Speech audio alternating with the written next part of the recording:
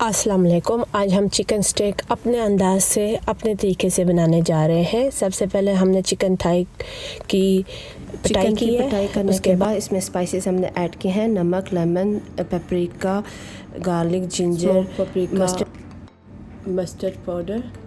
आप कोई भी जो आपको स्पाइसेस अच्छे लगते हैं उसके साथ आप इसकी मैरिनेशन कर सकते हैं, आपको जैसे पसंद है।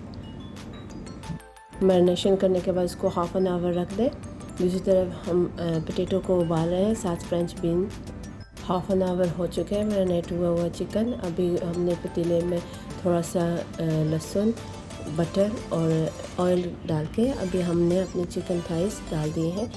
एक साइड रेड होने के बाद दूसरी तरफ पलट दें जब तक कि सारा पानी ड्राई ना हो जाए। इस तरीके करने से जब हम ग्रिल में रखेंगे तो हमारा चिकन सख्त नहीं होगा, नरम रहेगा, जूसी रहेगा।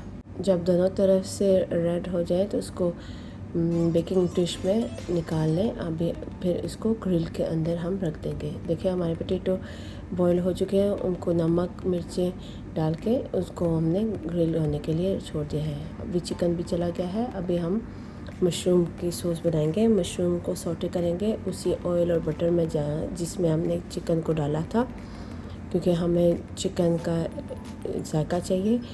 अभी इसके अंदर हमने 1 चम्मच फ्लावर डाला है। अच्छी तरह इसकी बुनाई करने के बाद इसके अंदर हम मिल्क आहिस्ता आहिस्ता ऐड करेंगे ताकि गुठलियाँ ना बने। साथ साथ हिलाते जाएँ और साथ साथ डालते जाएँ। एंड में हमने थोड़ी सी क्रीम डाली है ताकि हमें क्रीमी सॉस चाहिए। लीजिए हमारा सॉस तैयार। एंड ऑफ द रिज़ल्ट ऐसे होगा। हमारे चिकन के pieces, French beans, potato, creamy sauce और सैलड अब ऐसे सर्व कर सकते हैं।